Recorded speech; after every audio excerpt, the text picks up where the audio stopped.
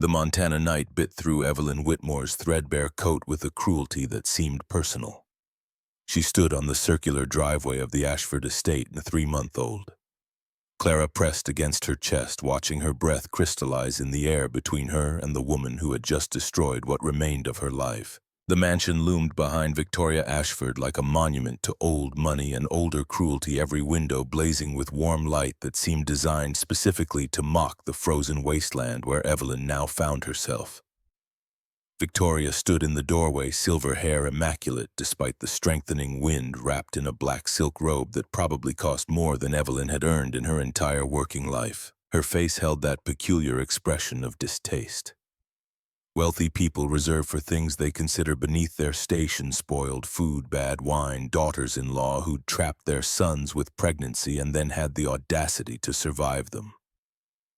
Nathan has been dead for 2 months, Evelyn. The gracious thing would have been for you to leave quietly after the funeral, but you insisted on staying.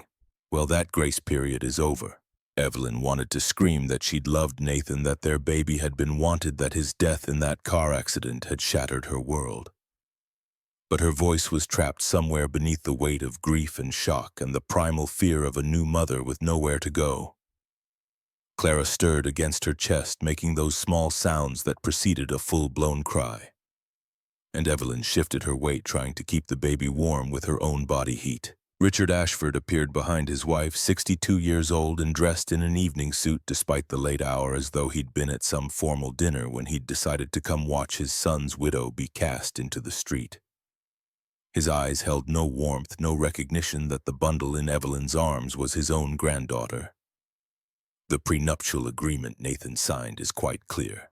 The house was in our name. His life insurance goes to the estate. You have no legal claim to any Ashford property or assets. Evelyn's hands trembled, whether from cold or rage or terror she couldn't distinguish anymore. Behind her, the butler was methodically throwing her possessions into the snow-covered driveway. A battered duffel bag landed with a soft thud. Nathan's old brown leather jacket followed, the one he'd treasured despite its cracked surface and torn lining.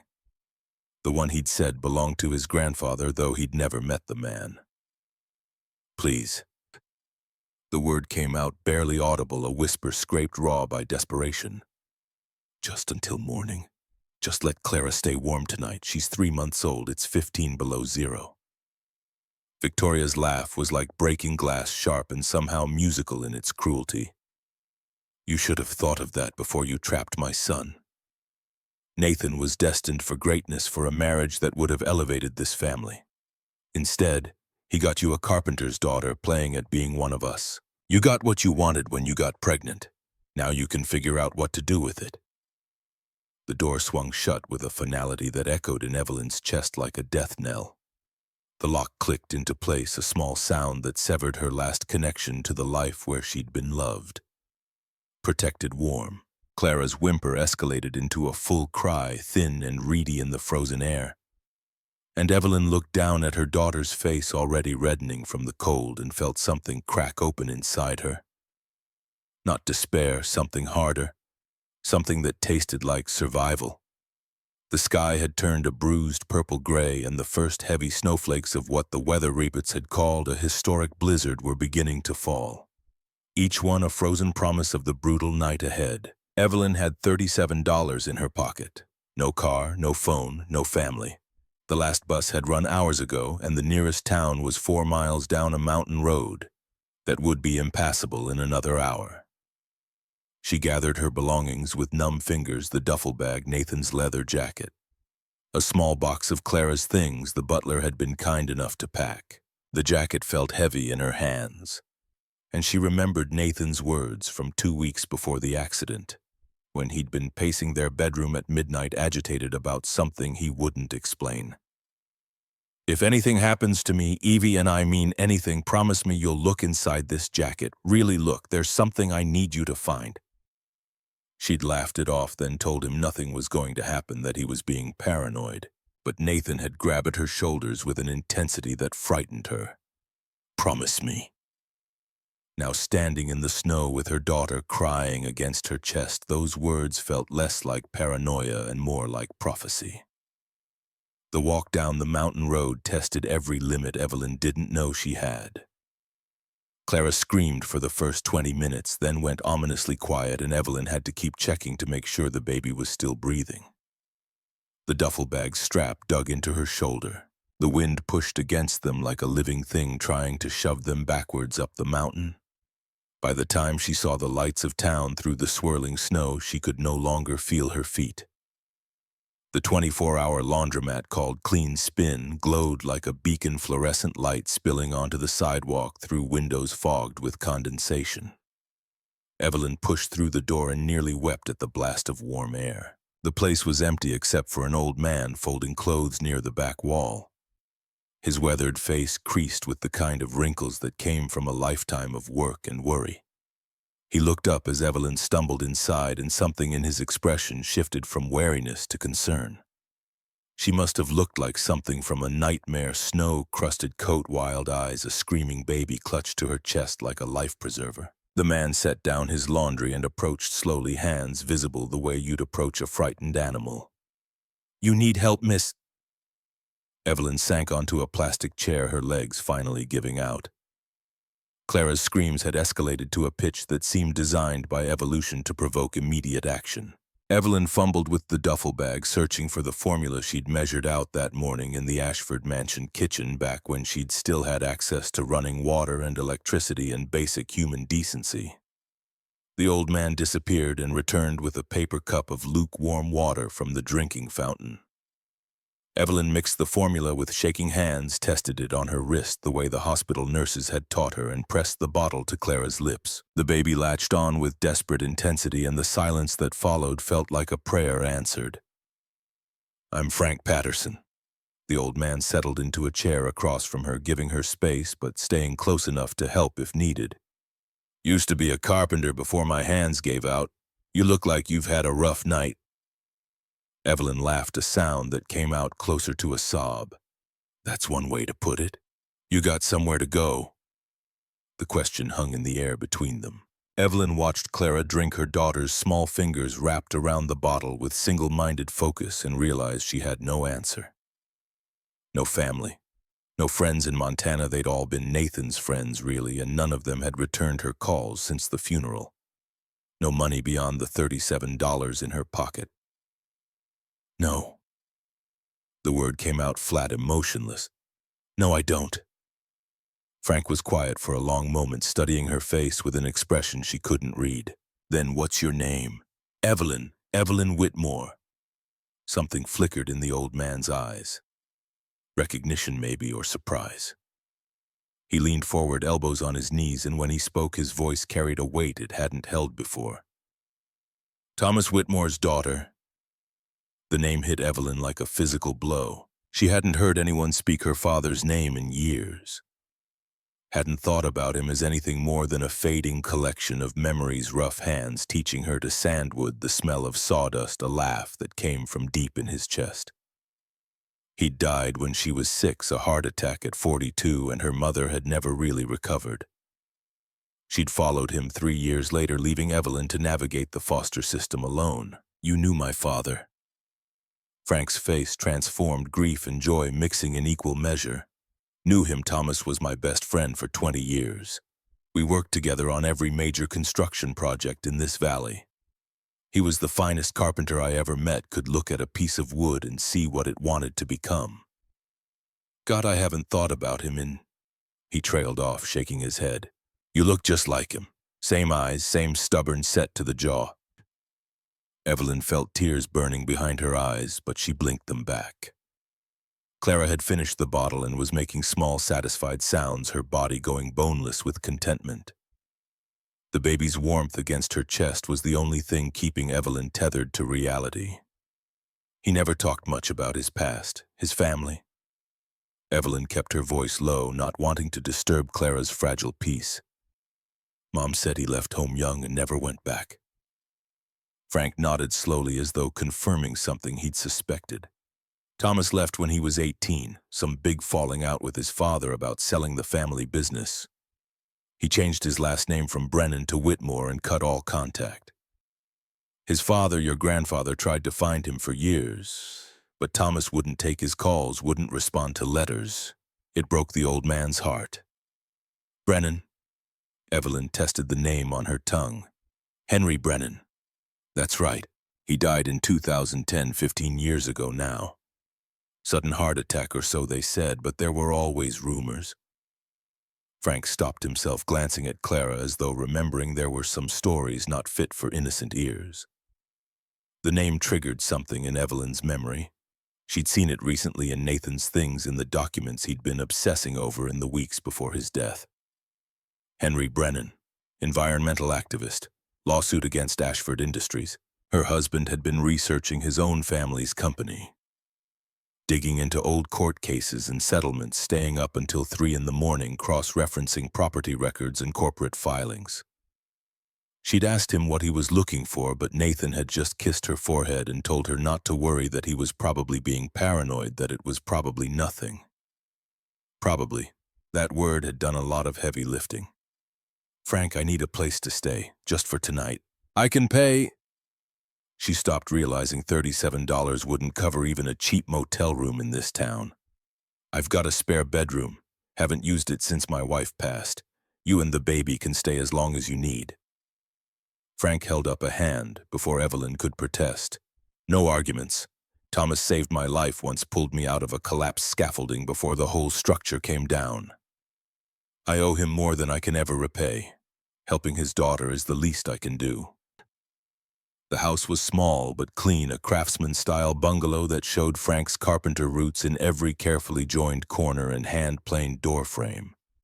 He showed Evelyn to a bedroom that still smelled faintly of lavender, with a double bed covered in a worn quilt and a dresser topped with framed photographs of a woman with kind eyes and gray hair.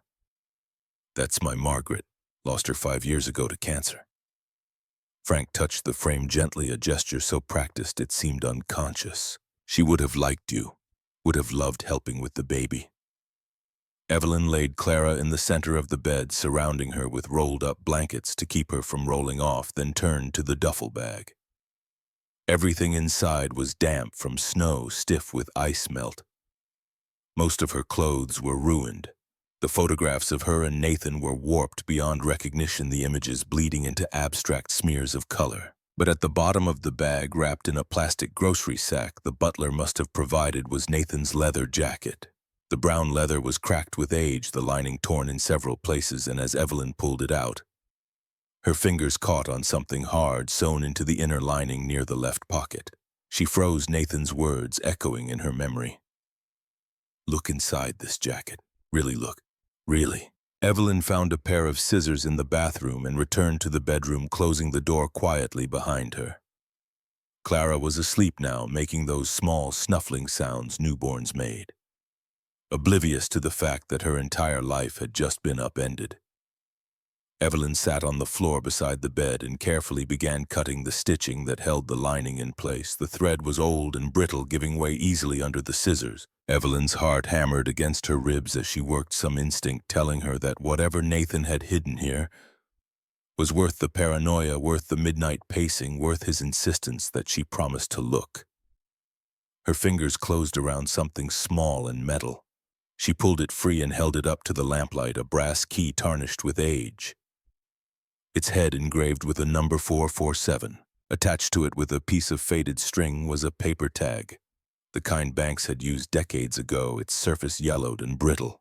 The handwriting on it was shaky, written by someone old or ill or desperately urgent. Evelyn squinted at the words, bringing the tag closer to the light. First National Bank Box 447. Evelyn Whitmore only. Whitmore, her maiden name. The name she'd carried for 24 years before becoming Evelyn Ashford in a small courthouse ceremony that Victoria and Richard had refused to attend. Not Ashford, not the name she'd been using for the past 3 years. Evelyn turned the key over in her hands, feeling the weight of it, the solidity of brass and secrets. Nathan had never mentioned this. Not once in their 2 years together, not during the pregnancy when they'd talked about their future and their families and all the dreams they'd had before his car went off that bridge.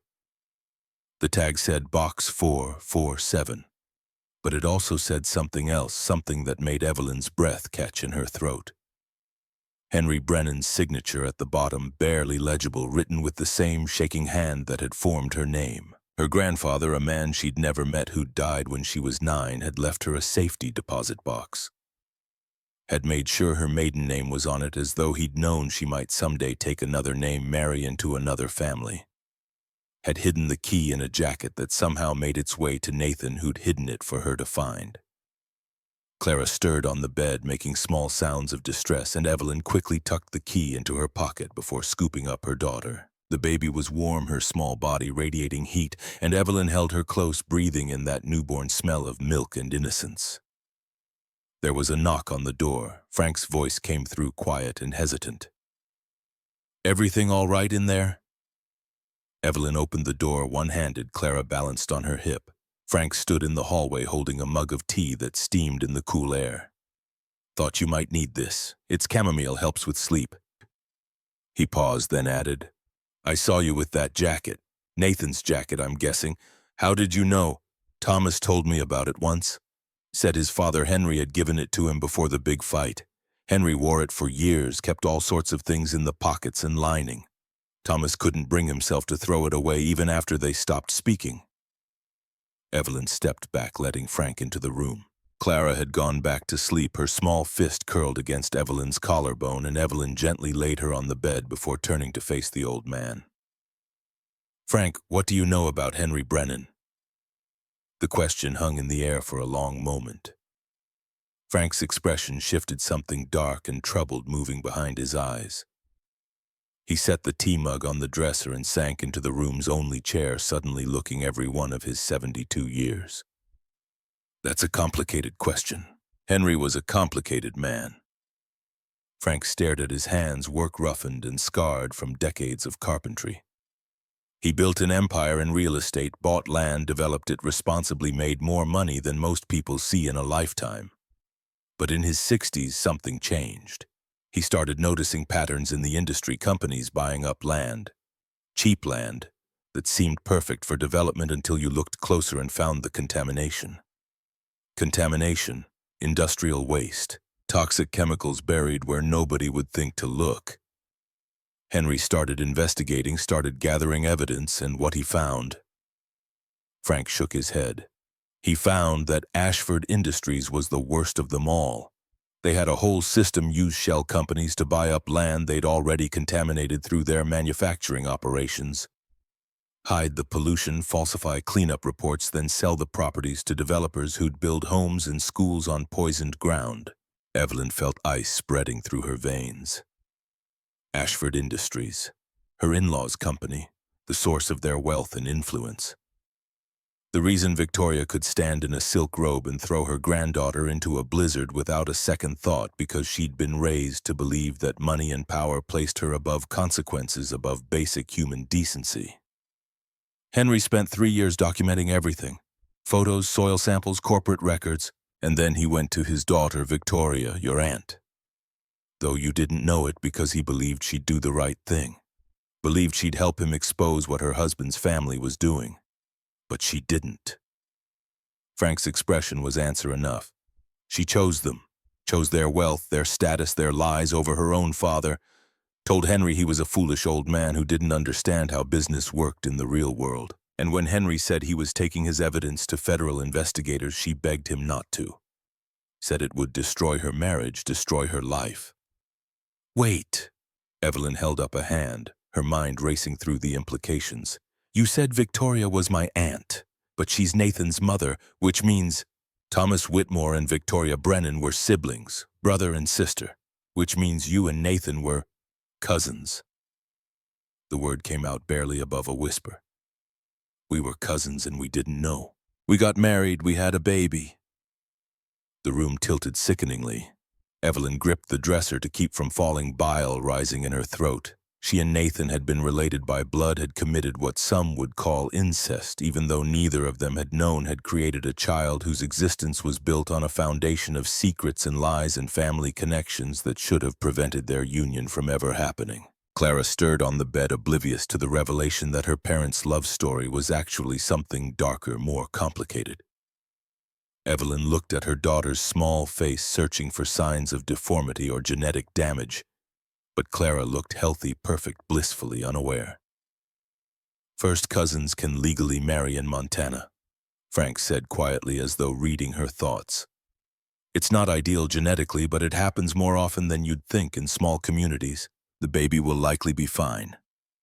Likely. Another word doing heavy lifting. Frank stood and moved to the window, looking out at the snow that was now falling in thick sheets, erasing the world beyond the glass. When he spoke again, his voice carried a weight that suggested he'd been holding this story for a long time, waiting for someone who needed to hear it.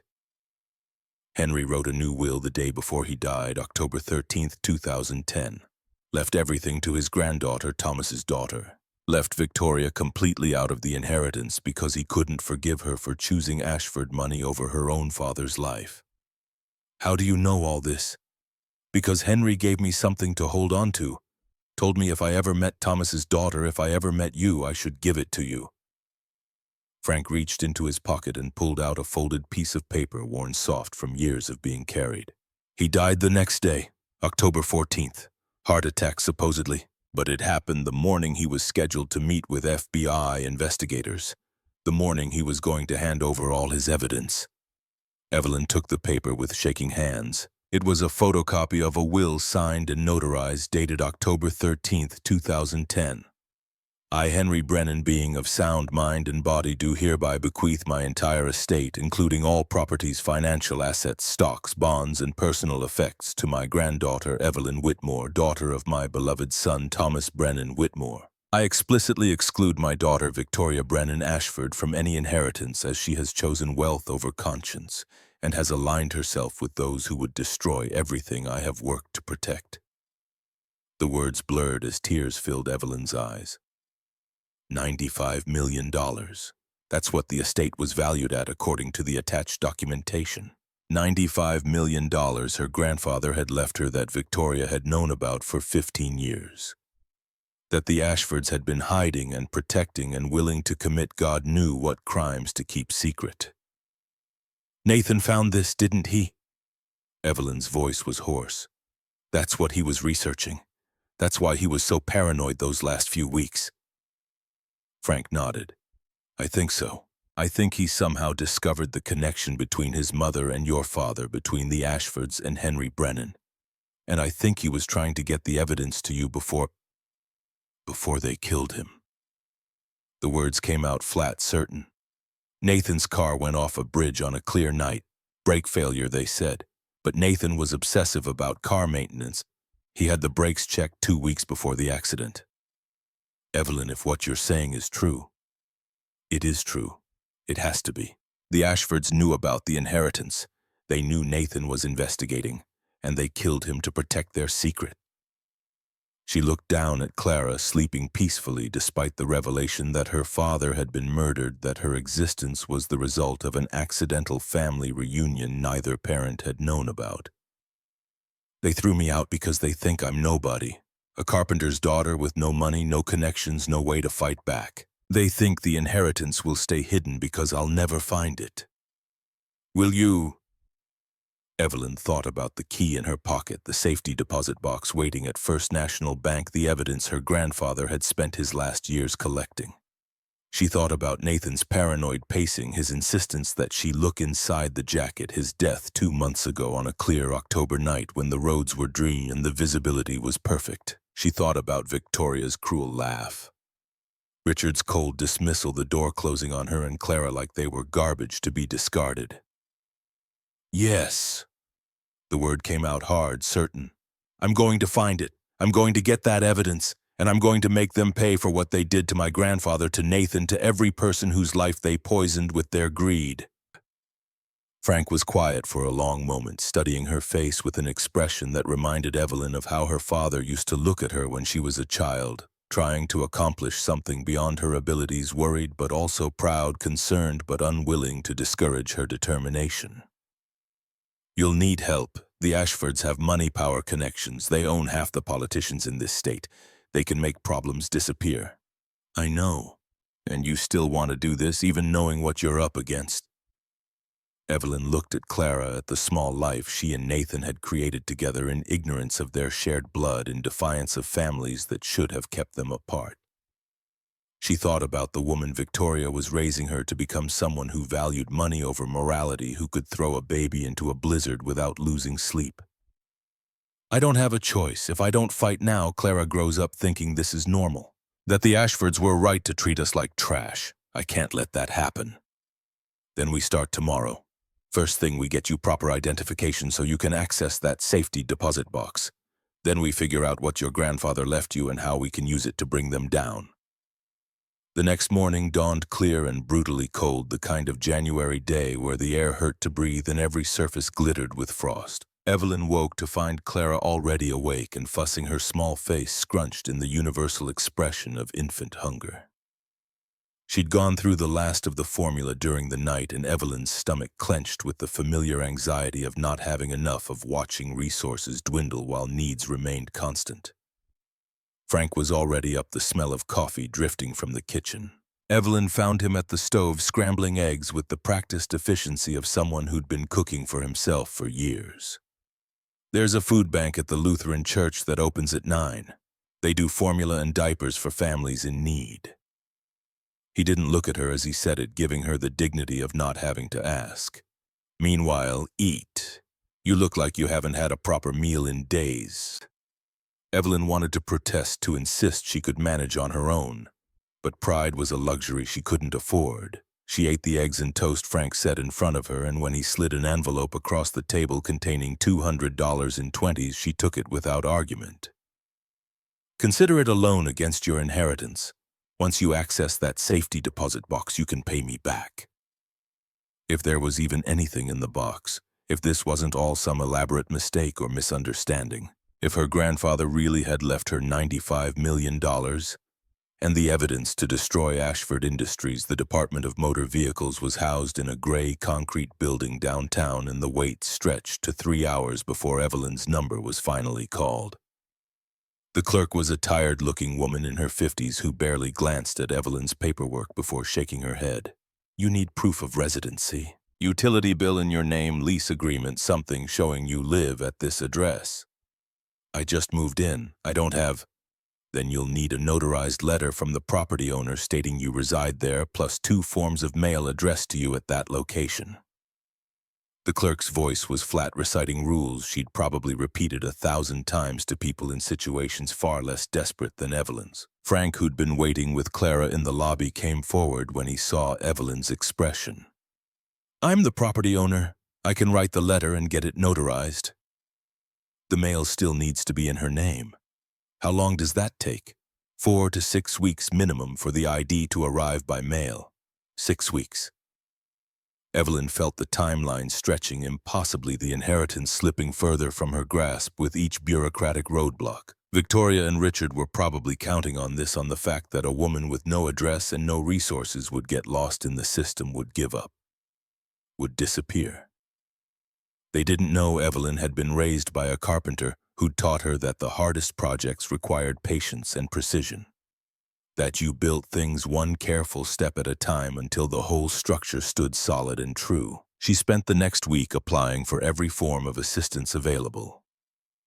WIC benefits for formula and food, Medicaid for Clara's healthcare, emergency housing vouchers. That might help her find a place of her own eventually. The social worker assigned to her case was a woman named Linda Hartley, 42 and sharp-eyed, who seemed to see through every carefully constructed answer Evelyn gave. You're not telling me everything. The address you're listing, that's not a shelter. That's a private residence. How do you know Frank Patterson? He was my father's friend. And your husband's family, the Ashfords, why aren't they helping? Because they murdered your husband and threw you into a blizzard. Evelyn wanted to say, because they're hiding a $95 million inheritance and evidence of corporate crimes that could send them to prison for the rest of their lives. Instead, she said, we had a falling out after Nathan died. They don't consider me family anymore. Linda's expression suggested she knew there was more to the story, but she didn't push. Instead, she helped Evelyn navigate the paperwork. explained the timelines, warned her about the gaps in coverage and the hoops she'd need to jump through to maintain her benefits. Someone called about your case, corporate lawyer wouldn't give a name, asking about your employment history, your living situation, whether there were any concerns about your fitness as a mother. The ice in Evelyn's veins had become familiar, a constant low-level dread that spiked into full panic at moments like these. What did you tell them? That client information is confidential. But Evelyn, if someone is trying to build a case against you, custody case, maybe you need to be very careful. Document everything, keep records, make sure there's no ammunition they can use. The black SUV appeared 3 days later, parked 3 houses down from Frank's place with its engine running. Evelyn noticed it when she took Clara for a walk in the stroller Frank had bought at a thrift store. The windows were tinted too dark to see inside, but she could feel eyes on her watching, cataloging, reporting back to whoever had hired them. She turned around without breaking stride, walked back to Frank's house, and locked every door and window. Frank found her in the kitchen 20 minutes later, standing at the sink with her hands braced against the counter, breathing through the panic. "They're watching me. The Ashfords sent people to watch me." Frank looked out the window at the SUV, his jaw tightening. "Professional surveillance. Probably hired through one of those security companies that specialize in corporate work. They want you scared, want you to know there's nowhere you can go that they won't find you." "It's working." "Good." Frank's response surprised her. "Let them think they've won. Let them think you're terrified and helpless. Meanwhile, we keep working the problem. We get you that ID, we access the safety deposit box, and we find out what Henry left you." The ID arrived on a Friday in late November, 6 weeks and 3 days after Evelyn had filed the paperwork. The plain envelope sat in Frank's mailbox like a promise kept, and Evelyn held the laminated card with shaking hands. Her photo looked back at her tired eyes, pale skin, the kind of exhaustion that came from weeks of surviving on the edge. But it was official. It was proof she existed, that she had a name and an address and a right to be in spaces that required identification. It was the first step toward reclaiming what her grandfather had left her. First National Bank occupied a granite building downtown, all marble floors and vaulted ceilings, designed to inspire awe and trust in equal measure. Evelyn pushed Clara's stroller through the rotating doors and felt immediately out of place, her thrift store coat too thin, her shoes worn at the heels, everything about her screaming poverty in a space built for the wealthy. The receptionist directed her to the safe deposit department with barely concealed disdain, and Evelyn found herself standing before a mahogany desk where a nameplate read, "Mrs. Dorothy Hayes, Safe Deposit Manager." The woman behind it was perhaps 60, with steel gray hair pulled into a severe bun and eyes that assessed Evelyn with the cold efficiency of someone who'd spent decades separating the worthy from the unworthy. Evelyn placed the brass key on the polished surface between them. "I need to access safety deposit box 447. Mrs. Hayes picked up the key with 2 fingers as though it might be contaminated, examining it with a frown that suggested she'd already decided this was going to be a problem. "Do you have your access card and 2 forms of identification?" Evelyn slid her new driver's license across the desk along with Clara's birth certificate as secondary identification. Mrs. Hayes glanced at them, her frown deepening. "Miss Whitmore, having the key doesn't establish ownership or access rights. Anyone could have found this key. For all I know, you picked it up off the street." The familiar heat of humiliation rose in Evelyn's cheeks, but she kept her voice level. "I didn't find it. My husband left it to me. It was sewn into his jacket." "Then you'll need to provide proof of that, along with documentation establishing your legal right to access the box. If you don't have the original access agreement, we'll need a court order. My driver's license has my address. My name is on the tag attached to the key, which proves nothing except that someone wrote your name on a piece of paper. Bank policy is very clear on this matter, Miss Whitmore. We cannot allow access to safe deposit boxes without proper authorization. There are laws about this, regulations designed to prevent exactly this kind of situation." Mrs. Hayes stood, signaling the conversation was over with a finality that made Evelyn want to scream. But arguing would accomplish nothing. She'd learned that much in 6 weeks of navigating bureaucracies and systems, designed to protect the powerful while grinding down the desperate. She gathered her documents and turned to leave, but not before Mrs. Hayes added one final observation. Frankly, young lady, even if you do return with proper identification, I'll need substantial proof that you have legitimate access to this box. Walking in here looking like you do with a story about a dead husband and a key sewn into a jacket, it doesn't inspire confidence. We have protocols to prevent fraud and theft, and I take my responsibilities very seriously. The dismissal was absolute. Evelyn found herself back on the cold marble floor. The brass key clutched in her fist, a small piece of metal that promised answers but delivered only another locked door she couldn't open. That night, after Clara was asleep and Frank had retired to his own room, Evelyn sat at the kitchen table and allowed herself the luxury of despair. She'd been operating on survival mode for so long, finding shelter, feeding Clara, navigating bureaucracy, that she hadn't had time to properly process what she'd lost. Nathan, their future, the life they'd planned together. The tears came hot and fast, and once they started, she couldn't stop them. She cried for her husband who'd been murdered trying to help her. She cried for her grandfather who'd died trying to do the right thing. She cried for Clara, who would grow up without a father, who'd been conceived in innocence, but born into a web of secrets that threatened to strangle them all. She was still crying when she heard the crunch of tires on gravel outside. Through the window, she saw two black SUVs pull up to Frank's house, parking directly in front with a deliberate arrogance that said they weren't trying to hide anymore. No one got out. The vehicles just sat there, engines running, headlights cutting through the darkness like search beams. The message was clear. We know where you are. We're watching. And there's nothing you can do about it. Evelyn's tears dried up, replaced by something harder. She walked to the window and stood in full view, letting whoever was inside those SUVs get a good look at her. Let them see she wasn't running. Let them report back to Victoria and Richard that their carpenter's daughter wasn't as easy to break as they'd assumed. The next morning brought a visitor Evelyn hadn't expected. A man in his early 60s, gray at the temples, wearing an expensive suit and carrying a leather briefcase. Frank answered the door and came back wearing an expression Evelyn couldn't read. Says his name is Richard Ashford. Says he needs to speak with you.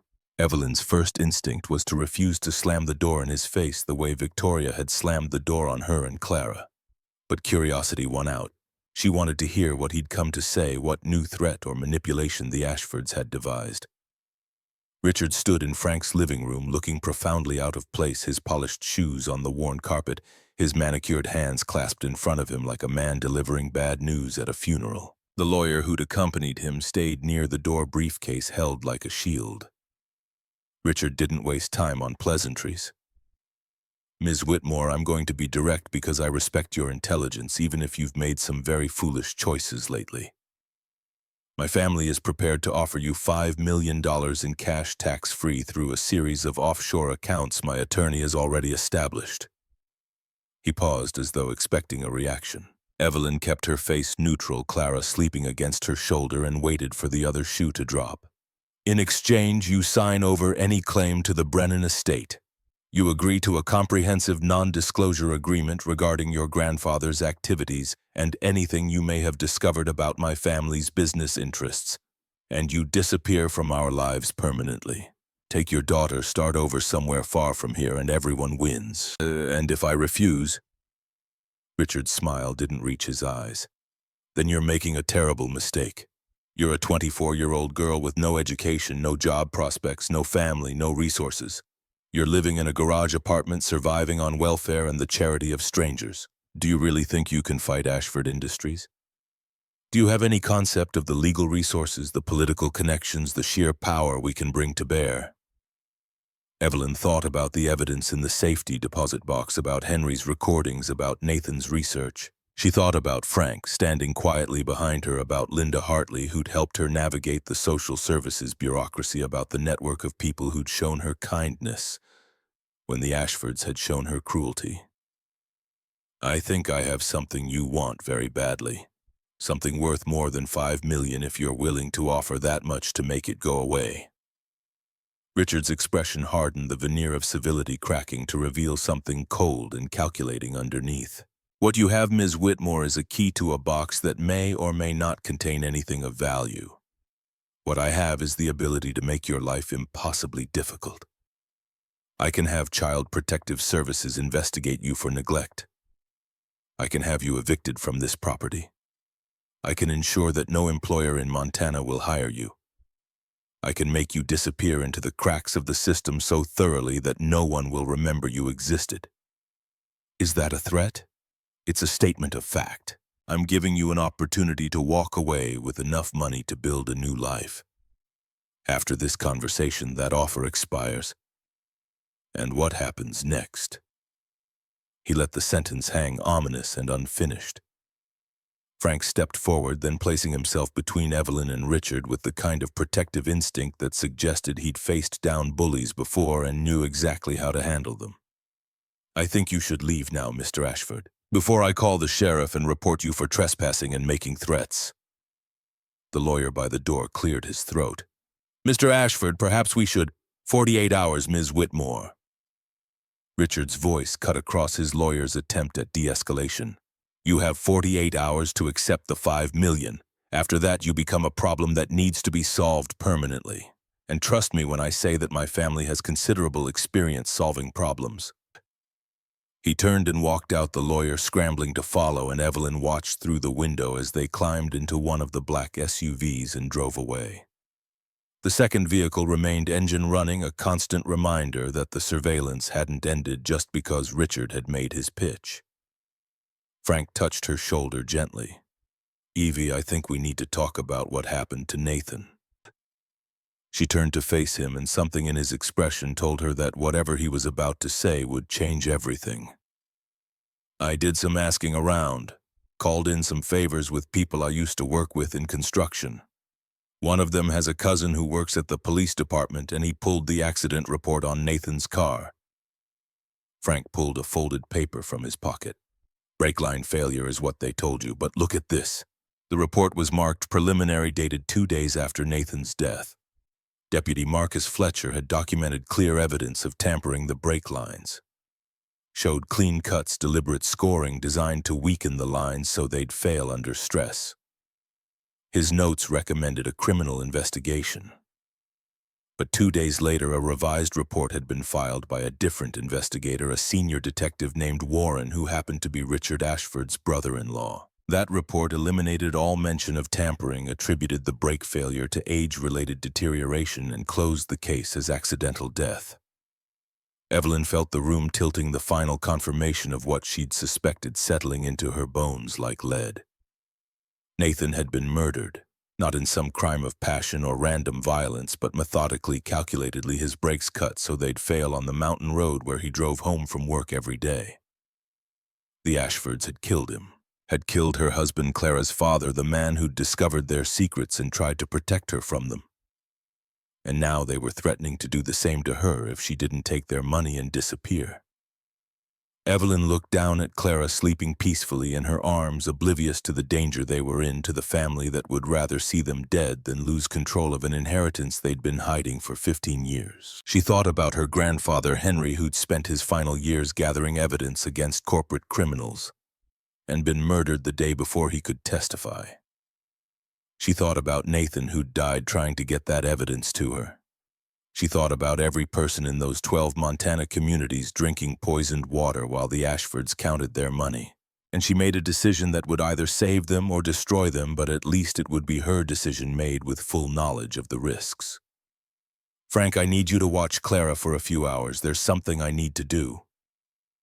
The address led Evelyn to a glass tower downtown, 40 stories of steel and tinted windows that reflected the gray November sky back at itself. Harrison and Associates occupied the entire 38th floor. And as Evelyn struggled to angle Clara's stroller into the elevator, a young man in a crisp white shirt appeared at her elbow. Here, let me help. He lifted the front of the stroller with practiced ease, guiding it smoothly into the car. Maybe 30 years old, sandy brown hair, kind eyes behind wire-rimmed glasses. He pressed the button for 38 before Evelyn could reach it. Harrison and Associates. Evelyn nodded, suddenly aware of how she must look worn. Jeans, Frank's old barn coat that was 2 sizes too large. Hair pulled back in a messy ponytail because she hadn't had time to shower. The man didn't seem to notice or care. "I work there. Garrett Blackwood, paralegal. You look like you're on a mission." The elevator began its smooth ascent, and Evelyn found herself explaining before she could think better of it.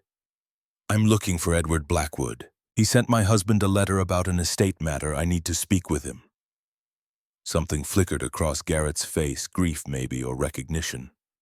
The elevator climbed in silence for several floors before he spoke again, and when he did, his voice carried a weight it hadn't held before. "I'm sorry. Mr. Blackwood passed away this past August. It was very sudden heart attack in his office. He was only 58. The words hit Evelyn with the force of a physical blow. She gripped the stroller handle to steady herself, the elevator suddenly feeling too small, too airless. "August what week exactly?" Garrett's brow furrowed at the intensity of her question. "Second week of August. The 12th specifically. I remember because it was right before Nathan died the 14th. Evelyn heard her own voice as if from a distance. "My husband, his car went off a bridge 2 days after your boss died." The elevator doors opened onto a reception area of understated luxury cream walls. Original art furniture that whispered money without shouting it. Garrett stood frozen in the doorway, his expression shifting from confusion to something that looked like dawning horror. "Your husband was Nathan Ashford. You knew him. He came to see my uncle in May. Wouldn't tell me what it was about, but Uncle Edward was excited, said it could be the case that justified his whole career. He asked me to start pulling everything we had on environmental law. Corporate malfeasance RICO statutes." Garrett's voice dropped lower. 3 months later, both of them are dead within 48 hours of each other, and you're telling me that's a coincidence? Clara began to fuss, making the small sounds that preceded a full cry. Evelyn automatically started rocking the stroller, the motion as natural as breathing after 3 months of constant practice. "I don't believe in coincidences anymore. Not where the Ashfords are concerned."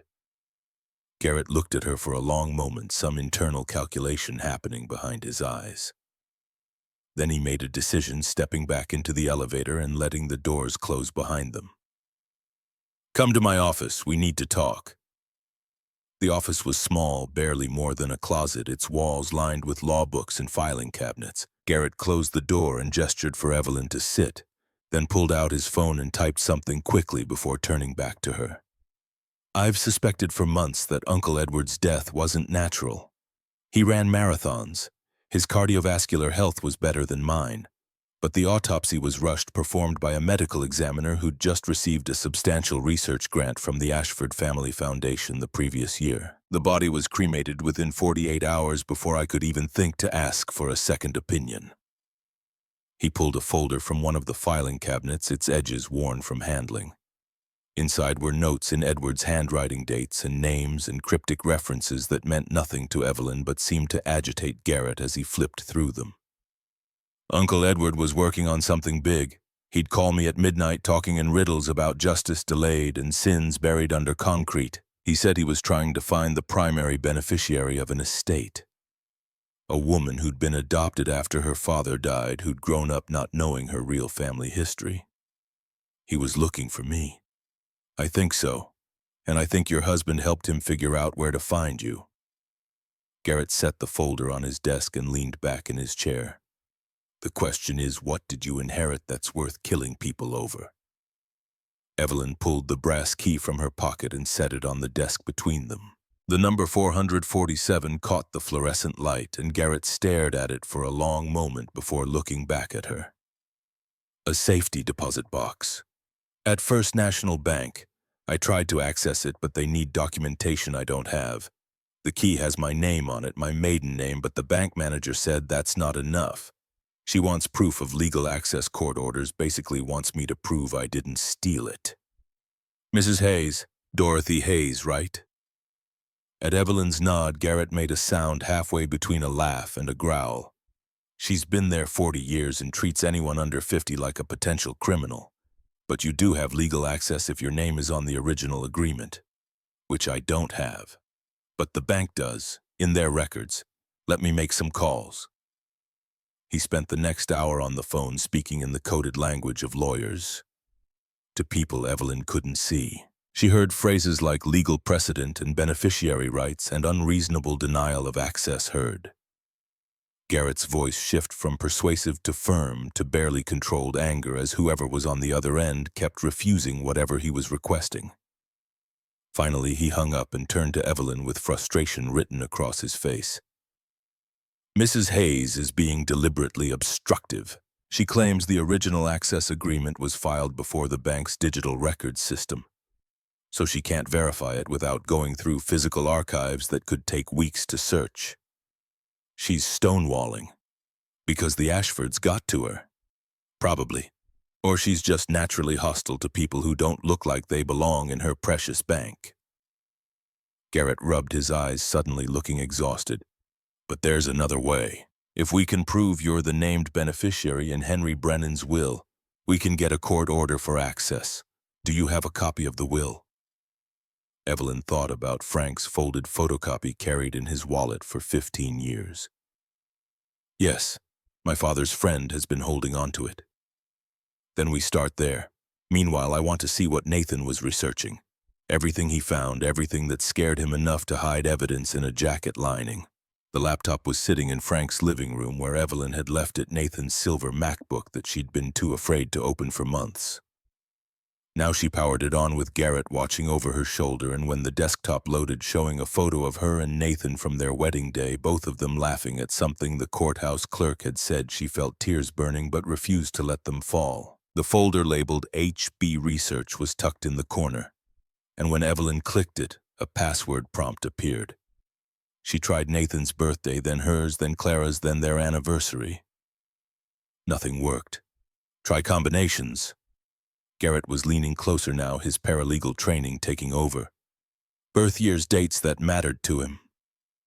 Evelyn tried October 14th, 2010, the date Henry Brennan died. The folder opened. Inside were dozens of subfolders, each organized by date and category, representing what must have been months of obsessive research. Garrett's fingers flew over the keyboard, clicking through files, his expression growing darker with each new discovery. Your husband was thorough. Look at this. The folder labeled Land Acquisitions contained scanned property deeds, purchase agreements, title transfers. Nathan had created a detailed map showing every property Henry Brennan had owned. 18 separate parcels totaling roughly 900 acres scattered across 3 counties, but all strategically positioned around a massive tract of undeveloped land. This is the Bitterroot Summit development. Garrett pulled up satellite images on his phone, comparing them to Nathan's map. Ashford Industries bought this central parcel, 12,000 acres, back in 2003. It's the largest planned development in Montana history. Luxury homes, golf courses, resort facilities. Projected value of $3 billion over 10 years. So what's the problem? They can't access it. Look. Garrett traced the map with his finger. Henry Brennan's properties form a complete barrier around the Ashford land. Every possible road, in every utility easement, every right-of-way goes through property your grandfather owned. Montana law is very specific about landlocked parcels without legal easements. Ashford Industries can't develop their land at all. Evelyn stared at the map, understanding dawning. So when Henry died and Victoria inherited, she sold everything to Ashford Industries within 6 months. Except she couldn't sell what she didn't inherit. Couldn't sell what Henry left to you. Garrett opened another file, this one showing financial projections. Ashford Industries has invested $400 million in Bitterroot Summit. They've borrowed another $600 million against the projected returns. If they can't complete the development, if they can't access the land, because they don't have rights of way through your properties, the entire company goes bankrupt. The pieces were falling into place with sickening clarity. Henry had used his land holdings as a weapon, a legal barrier that prevented the Ashfords from capitalizing on their contamination schemes. And when he died mysteriously the day before testifying to federal investigators, Victoria had assumed she'd inherit everything, had sold it all to save her husband's company. But Henry had changed his will, had left everything to the granddaughter he'd never met, ensuring that even from the grave he could stop the Ashfords from profiting off their crimes. Nathan found this. Evelyn's voice was hollow. He figured out that his mother had been lying for 15 years, that the inheritance was supposed to go to me, that the company his family built was about to collapse because they couldn't access land they thought they owned, and he was trying to get the information to you when they killed him. Garrett's jaw was tight. He'd already figured it out, had copies of the preliminary investigation before it was buried. The next folder made Evelyn's stomach turn. Environmental reports contained leaked documents from the Montana Department of Environmental Quality Inspection, reports marked confidential showing contamination levels that should have triggered immediate emergency response. Arsenic at 40 times safe limits. Lead exceeding EPA standards by factors of hundreds. Industrial solvents that caused cancer and birth defects seeping into groundwater. And next to each damning report, Nathan had placed the official Ashford Industries cleanup documentation showing the exact same sites tested and declared safe. The falsification was so blatant it was almost insulting. They poisoned the water for 50,000 people. Evelyn's voice shook. Built their fortune on land. They contaminated, then lied about cleaning it up. It gets worse. Garrett opened a file labeled Bitterroot Aquifer. This is Henry's geological survey from 2008. He calculated that if the contamination wasn't remediated immediately, the toxic plume would spread through the entire aquifer system within 15 years, affecting every well, every stream, every water source for 3 counties. He took this report to Victoria and Richard and begged them to do the right thing. And they killed him instead. Clara was crying now, a full-throated wail that demanded immediate attention. Evelyn lifted her daughter from the stroller and held her close, breathing in that baby smell of milk and innocence, and thought about all the children in those 12 communities who'd gotten sick, who'd died, whose mothers had held them the same way while poison ran through their small bodies. The rage that rose in her was clean and pure and utterly justified. Garrett was still clicking through files, his expression growing more troubled. There's one more folder. Audio evidence. The first recording was dated October 12, 2010, 2 days before Henry Brennan died. The audio quality was poor, lots of background noise, but the voices were clear enough. Victoria Ashford's cultured tones were unmistakable, discussing what she called the Henry problem with someone whose voice was rougher, clearly not part of her social circle. He's meeting with federal investigators Thursday. He has evidence that could destroy everything we've built, everything this family represents. I don't care how you do it, but this problem needs to be handled permanently. Make it look natural, heart attack, stroke, something that doesn't raise questions. The rough voice asked about money. Victoria laughed, and the sound made Evelyn's skin crawl. 500,000 in cash, untraceable, and a guarantee you'll never need to work again. Just handle this before Thursday. The recording ended. Evelyn and Garrett sat in silence, staring at the laptop as though it might offer some explanation for what they'd just heard that didn't involve a daughter ordering her father's murder over a business dispute. That's admissible. Garrett's voice was barely above a whisper. That's a recording of Victoria Ashford conspiring to commit murder. If we can authenticate it, verify the date and source, that's enough to bring criminal charges. There's more. Evelyn clicked on the second audio file. Henry Brennan's voice filled the room, old and tired but still strong, speaking with the deliberate cadence of a man who knew he might not survive to deliver his message in person. If anyone is listening to this, my name is Henry Brennan. Today is October 13th, 2010. Tomorrow I'm scheduled to meet with FBI investigators and hand over 3 years of evidence documenting corporate crimes by Ashford Industries. I've received threats. My attorney, Edward Harrison, has received threats.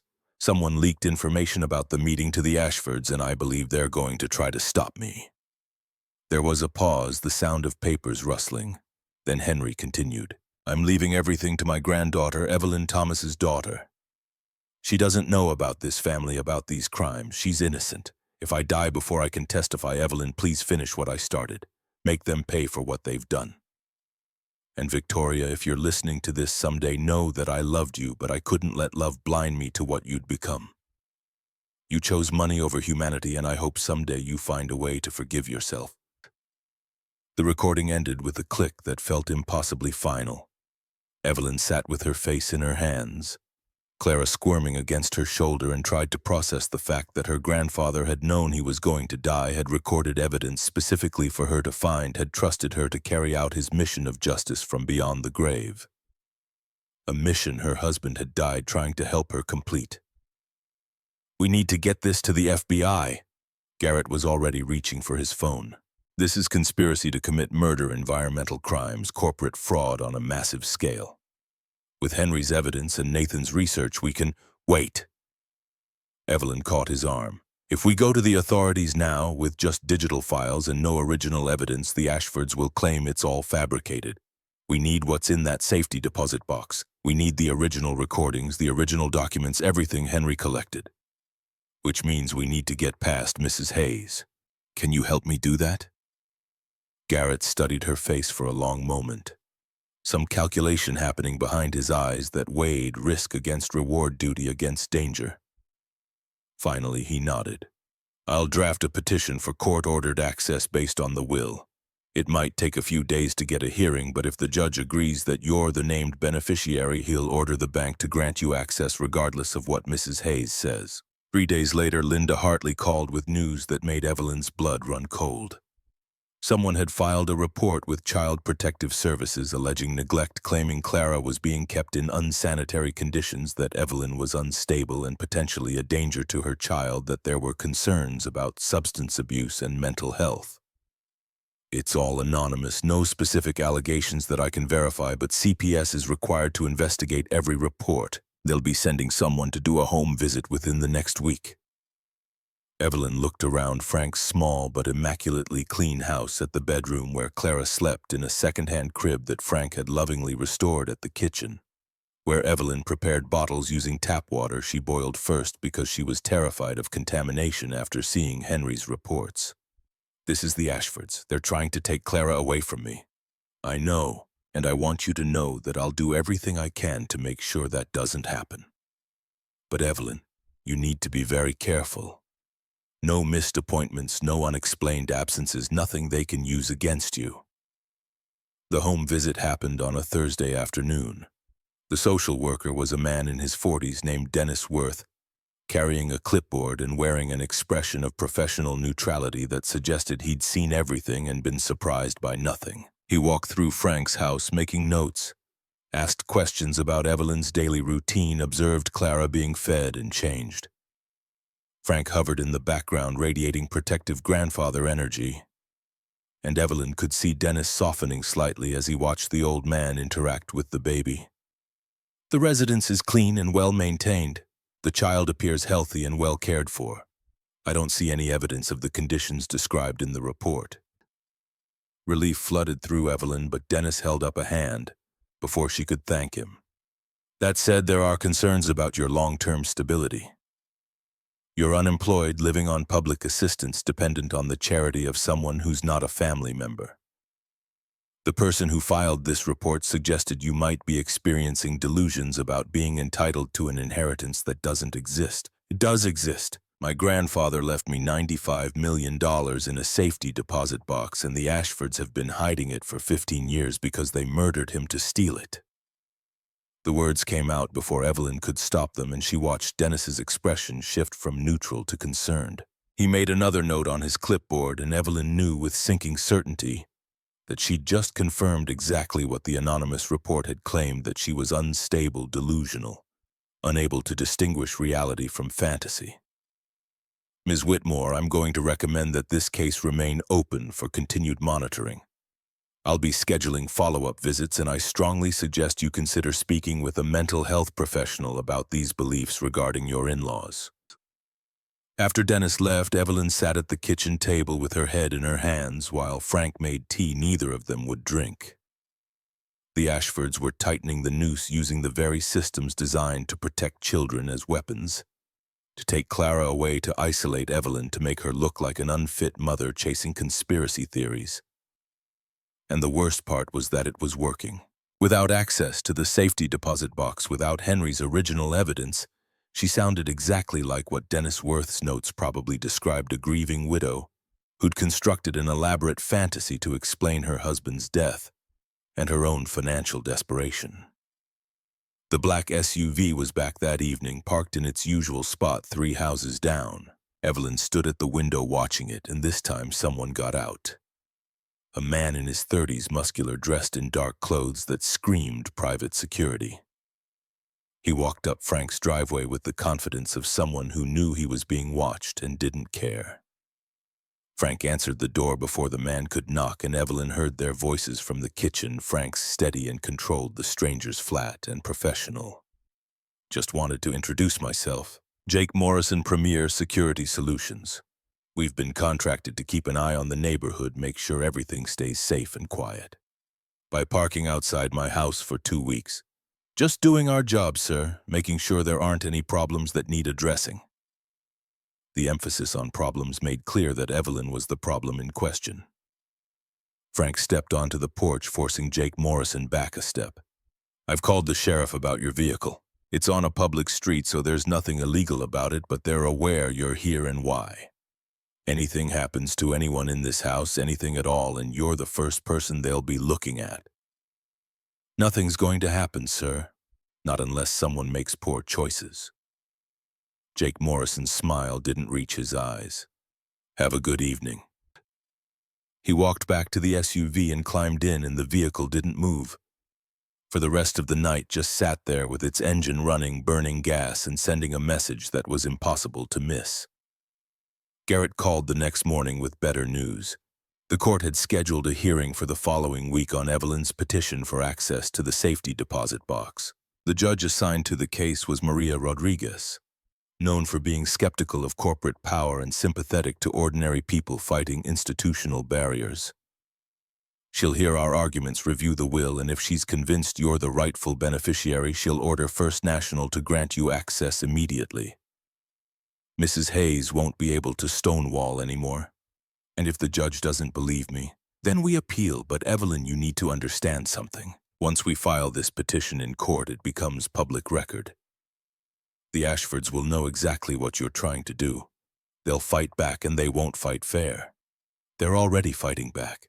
They've got CPS investigating me for child neglect, security contractors parked outside Frank's house, and Richard showed up here offering me $5 million to disappear.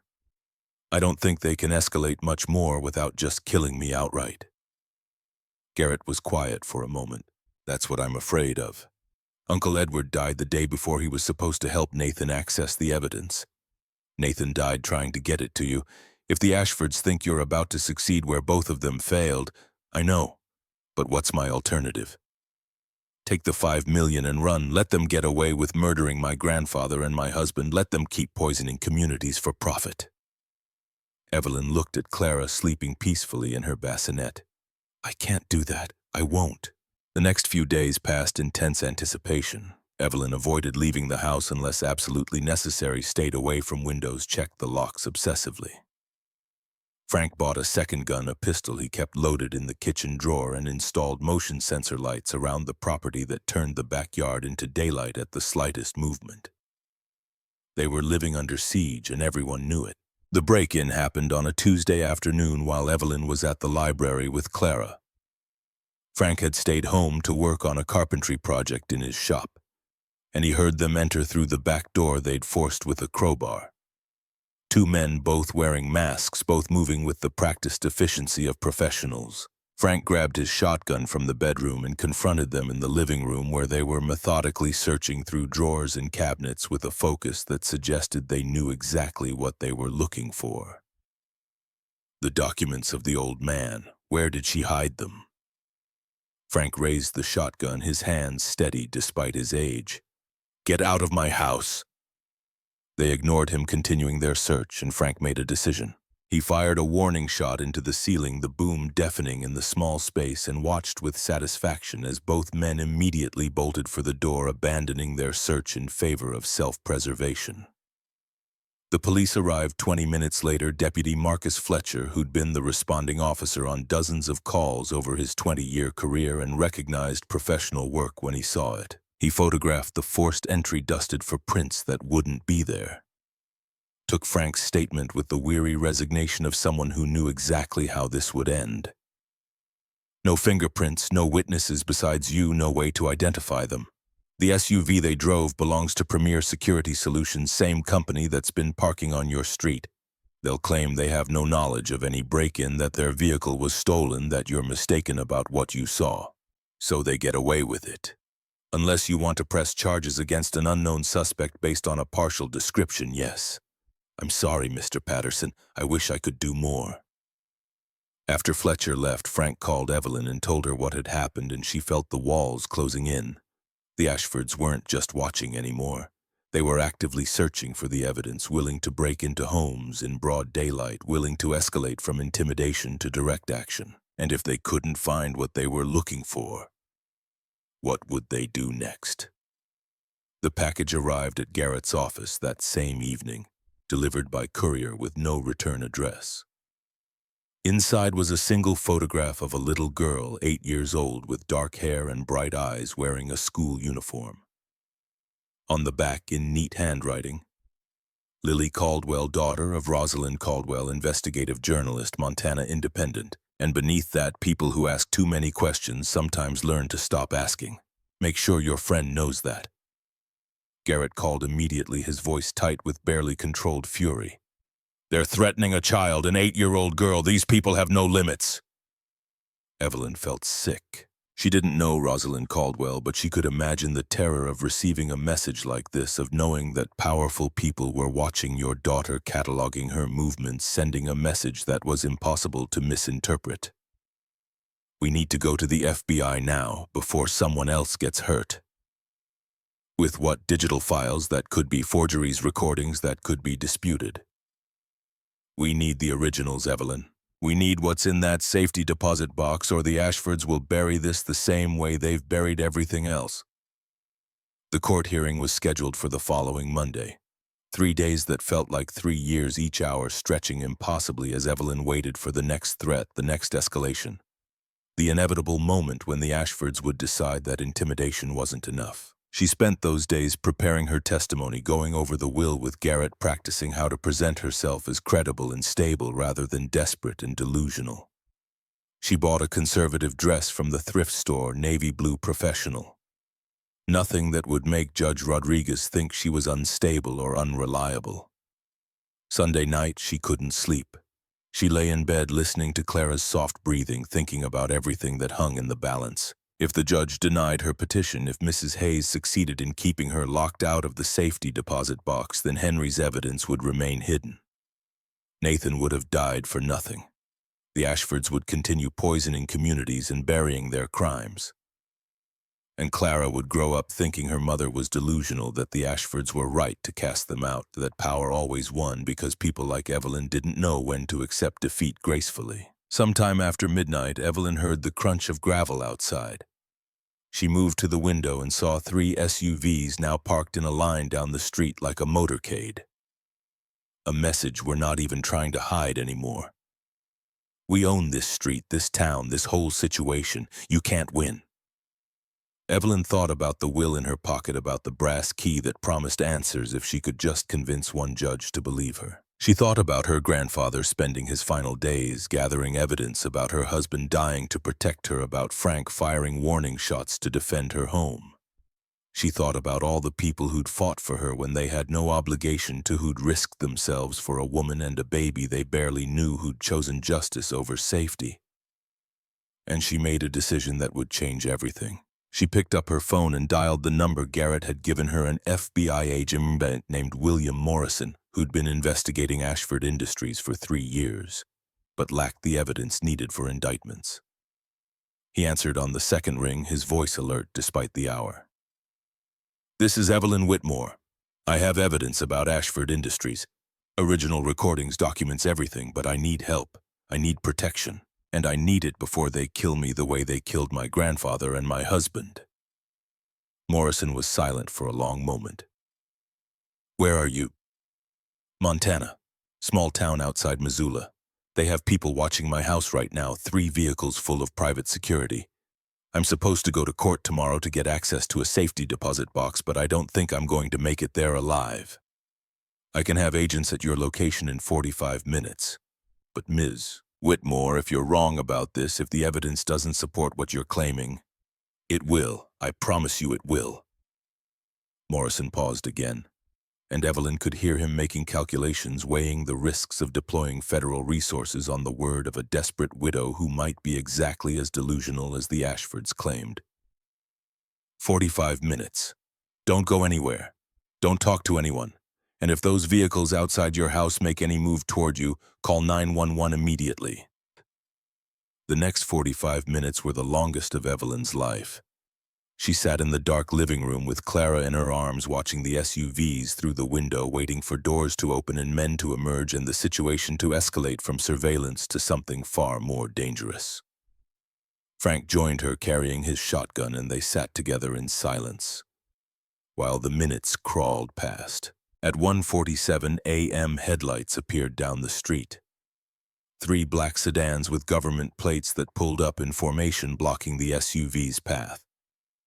Men in FBI windbreakers emerged, and Evelyn watched through the window as they approached the surveillance vehicles, badges out, demanding identification.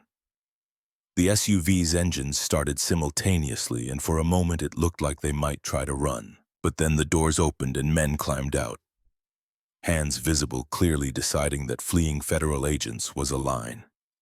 Even Premier Security Solutions wasn't willing to cross. There was a knock at Frank's door. Agent William Morrison stood on the porch, 52 years old, with graying temples and the bearing of someone who'd spent decades staring down criminals.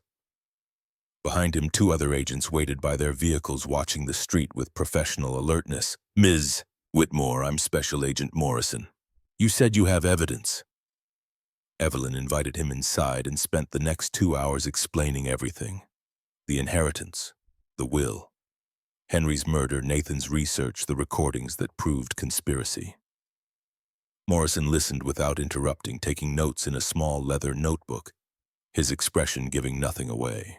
When she finished, he closed the notebook and looked at her with an intensity that suggested he was recalculating everything he thought he knew about the case. We've been building a RICO case against Ashford Industries for 3 years. Racketeering, environmental crimes, bribery of public officials, witness tampering. We've had suspicions about murders, but no proof. What you're describing, if it's true, if it's all documented in that safety deposit box, this is everything we need to bring criminal charges against the entire Ashford organization. You believe me? Henry Brennan was our confidential informant. He came to us in 2008 with preliminary evidence, agreed to work with us to build a comprehensive case. He was meticulous, careful, exactly the kind of witness we needed. But the day before he was supposed to give his formal statement, the day before we were going to put him in protective custody, he died. Supposedly natural causes, and without his testimony, without his evidence, our case collapsed. Morrison leaned forward, elbows on his knees. We've been trying to rebuild it ever since, but we've never had anything close to what you're describing. If those recordings exist, if the documents are authentic, we can file charges tomorrow. Conspiracy to commit murder, corporate fraud, environmental crimes that affected tens of thousands of people. This could be the biggest corporate prosecution Montana has ever seen. Then help me get into that safety deposit box. The court hearing is tomorrow at 10. If the judge grants access, I can have everything by tomorrow afternoon. And if he doesn't? Evelyn thought about Richard's threats, about the SUVs outside, about Victoria's laugh when she'd ordered her father's death. Then the Ashfords win. They'll keep the evidence buried, keep poisoning communities, keep killing anyone who threatens them. And my daughter grows up thinking her mother was crazy. Morrison stood and walked to the window, looking out at the FBI vehicles blocking the street. I'll have agents at the courthouse tomorrow. Full protection detail. If Judge Rodriguez grants your petition, we'll escort you to the bank and secure the evidence. And Ms. Whitmore, thank you for calling us. I think you just saved a lot of lives. After Morrison left, Evelyn sat in the quiet house holding Clara and felt something she hadn't experienced since the night Victoria threw them into the snow. Hope. Real, tangible hope, that justice might actually be possible, that the powerful might face consequences, that her grandfather's death and her husband's sacrifice might mean something after all. But hope was dangerous. Hope made you vulnerable, and the Ashfords had built an empire on destroying hope before it could threaten them. The courthouse steps felt like climbing toward judgment itself, each stone riser representing another chance for the Ashfords to block her path, another opportunity for the system to fail the way it had failed Henry 15 years ago. Evelyn held Clara against her chest with one arm, the other clutching the worn folder containing Frank's copy of the will. Behind her, Agent Morrison and two other federal agents in dark suits created a protective triangle that should have made her feel safe, but instead reminded her how much danger she was actually in. Judge Maria Rodriguez's courtroom was wood-paneled and austere, the kind of space designed to inspire reverence for the law. Mrs. Dorothy Hayes sat in the gallery, her steel-gray hair immaculate, her expression suggesting she'd already decided how this would end. Next to her sat two lawyers in expensive suits representing First National Bank's interests, which apparently included keeping poor women away from safety deposit boxes they couldn't possibly have legitimate access to. Garrett stood beside Evelyn at the petitioner's table, organizing documents with the focused intensity of someone who knew he had one chance to get this right. He'd stayed up all night preparing the brief, anticipating every argument the bank's lawyers would raise, building a case that even the most skeptical judge would have to acknowledge. Judge Rodriguez entered through a side door, 63 years old, with dark eyes that had seen every trick lawyers could pull and remained unimpressed by all of them. She settled behind the bench and surveyed the courtroom with the air of someone allocating precious time and expecting it not to be wasted. This is a petition for court-ordered access to safety deposit box 447 at First National Bank, filed by Evelyn Whitmore. Mr. Blackwood, you represent the petitioner. Garrett stood, his voice steady despite the stakes. Yes, Your Honor. Ms. Whitmore is the named beneficiary in the will of Henry Brennan, who died in October 2010. The safety deposit box in question was established by Mr. Brennan specifically for Ms. Whitmore, as evidenced by the access tag bearing her maiden name. First National has refused her access despite her possession of the key and valid identification. One of the bank's lawyers rose, a man in his 50s with the smooth confidence of someone who'd won more cases than he'd lost. Your Honor, First National has very specific protocols regarding safe deposit box access. These protocols exist to prevent fraud and unauthorized entry. Ms. Whitmore has provided no documentation proving she has legal authority to access this box. The presence of her name on a tag proves nothing. Anyone could write a name on a piece of paper. Judge Rodriguez's expression didn't change, but something in her posture suggested she'd already heard this argument in 100 variations. Mr. Blackwood, do you have the original access agreement? The bank has it, Your Honor. In their physical archives, Mrs. Hayes has refused to retrieve it, claiming it would take weeks to search records from 2010. The judge turned her attention to Mrs. Hayes, who stood with the stiff dignity of someone being unjustly accused. Mrs. Hayes, how long would it actually take to locate the access agreement for box 447? Mrs. Hayes's pause lasted a fraction too long. Your Honor, our pre-digital records are extensive. Without knowing the exact filing system used in 2010, it could take considerable time to... How many safety deposit boxes do you maintain? Approximately 2,000, Your Honor. And how many were established in 2010? Another pause, this one more telling. I would have to check our records. Judge Rodriguez leaned back in her chair, fingers steepled in front of her face. Mrs. Hayes, I've practiced law in this county for 40 years. I know that First National's record-keeping is meticulous. I also know that you've been the safe deposit manager for the entire time I've been a judge. And I've never once heard of you being unable to locate an access agreement in less than 24 hours. So let me ask you directly, is there some reason you're unwilling to verify Ms. Whitmore's claim? The courtroom went absolutely silent. Mrs. Hayes's face had gone from confident to cornered, her eyes darting to the bank's lawyers as though hoping they'd rescue her from a question she couldn't answer without admitting bias. Your Honor, I simply follow bank protocols, which include verifying the identity of authorized users, correct, and Ms. Whitmore has presented valid identification along with the physical key and the access tag. Under Montana law, the burden is on the bank to prove she doesn't have access rights, not on her to prove that she does. Judge Rodriguez turned to Garrett. Do you have the will? Garrett placed the photocopy on the bench. Judge Rodriguez read it carefully, her expression giving nothing away, then looked up at Evelyn for the first time since the hearing began. Ms. Whitmore, please approach. Evelyn handed Clara to Frank, who'd been sitting in the front row radiating grandfatherly support, and walked forward on legs that felt like they might give out. This close, she could see the intelligence in Judge Rodriguez's eyes, the weighing and measuring happening behind that neutral expression. You're claiming Henry Brennan was your grandfather? Yes, Your Honor. He was my father's father. My father, Thomas Brennan, changed his name to Whitmore and cut contact with his family when he was 18. He died when I was 6. I never knew Henry existed until after my husband died, and I found documents showing the connection. And your husband was Nathan Ashford, son of Victoria Brennan Ashford. The courtroom seemed to collectively inhale the connection suddenly visible to everyone present. Judge Rodriguez's expression shifted slightly, something that might have been sympathy, or might have been calculation, which would make you and your late husband first cousins. We didn't know, Your Honor. Neither of us knew about the family connection until Nathan started investigating his grandfather's death. By then, we were already married. Clara was already on the way. Judge Rodriguez looked at the baby in Frank's arms, then back at Evelyn. The Ashfords are a prominent family in this state. Influential, powerful. Are you prepared for what happens if I grant you access to this box for the fight that will come after? Evelyn thought about Nathan's car going off a bridge, about Henry dying the day before he could testify, about Victoria's laugh as she threw her granddaughter into a blizzard. She thought about 50,000 people drinking poisoned water while the Ashfords built empires on their suffering. My grandfather tried to stop them and they killed him. My husband tried to help me and they killed him too. If I don't fight now, they win. And people like them always win because people like me are too scared to stand up.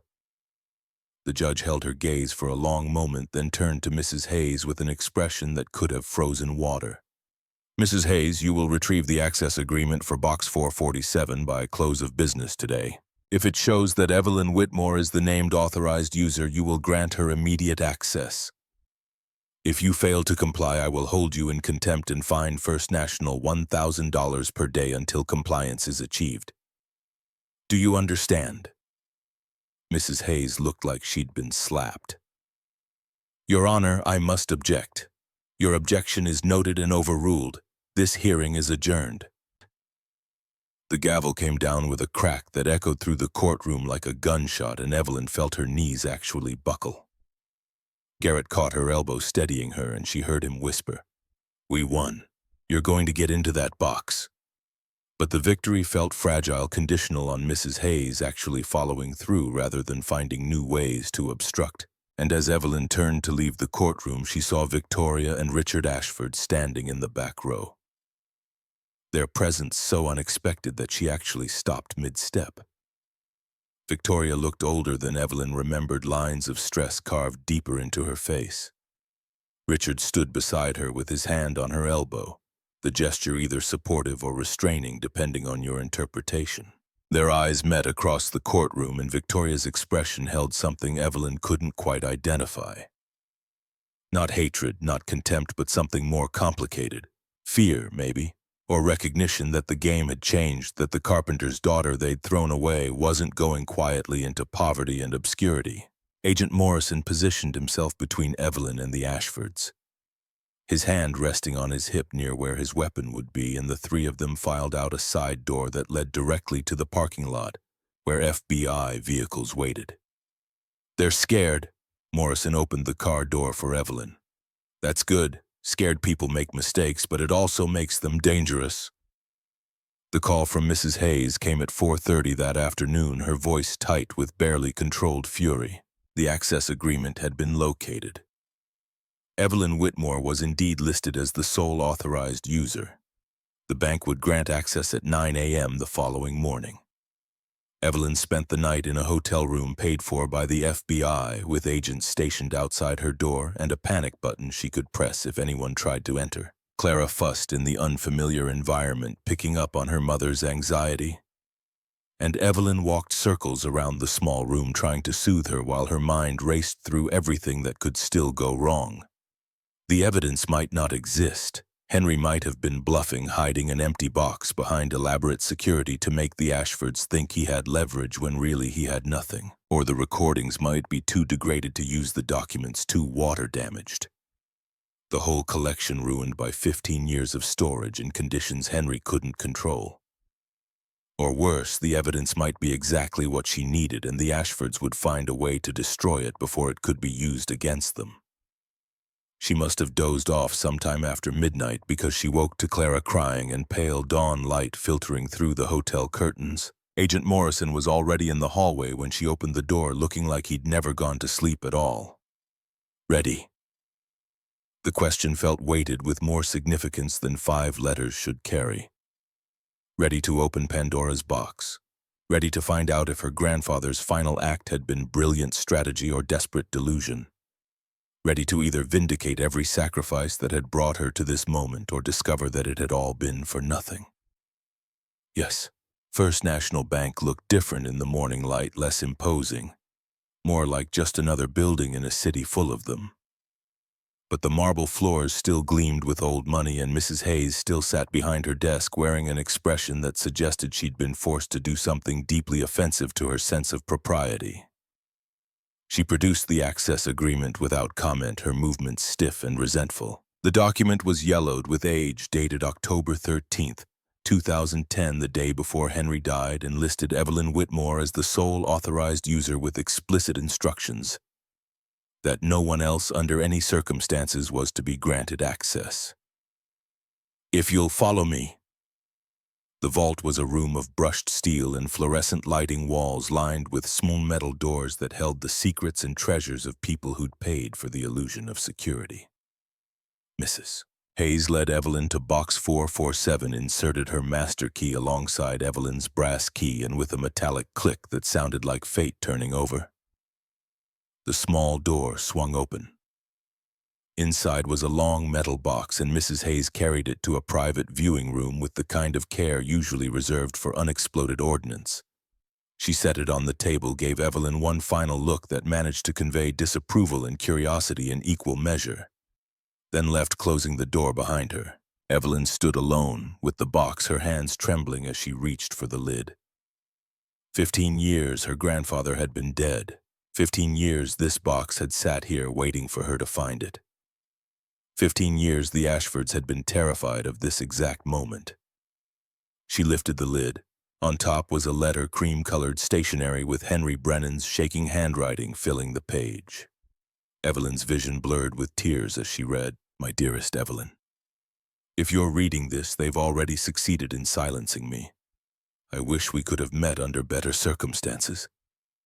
I wish I could have known you as a child, watched you grow, been the grandfather you deserved. But your father's pain at our estrangement was too deep, and I respected his choice even as it broke my heart.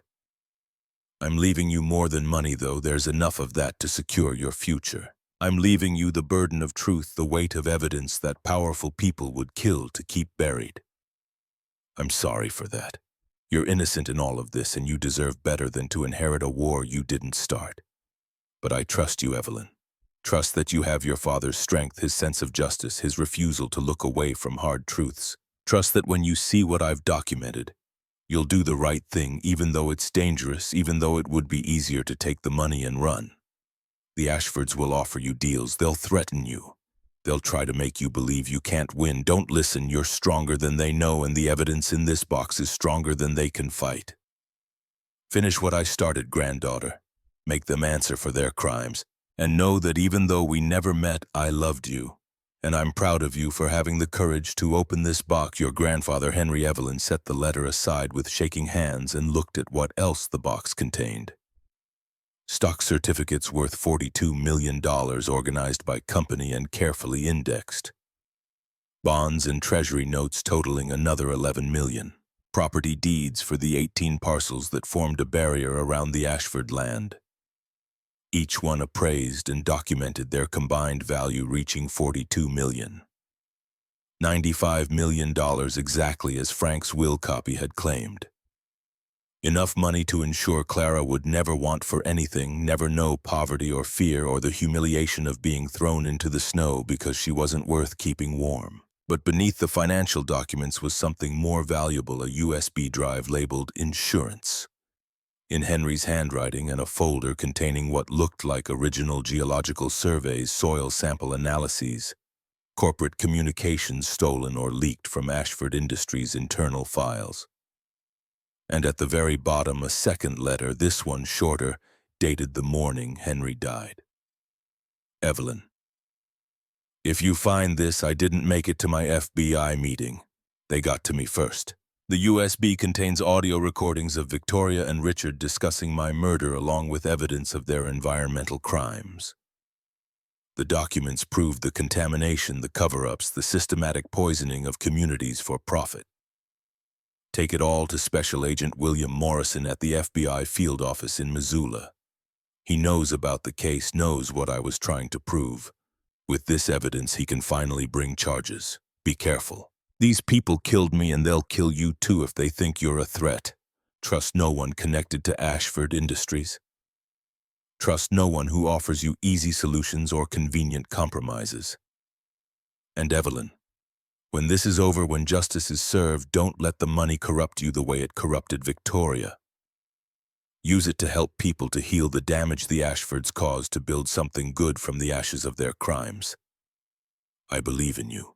Henry. Evelyn sat in that small room with her grandfather's final words and a fortune in documents, and she cried for the first time since Nathan's funeral.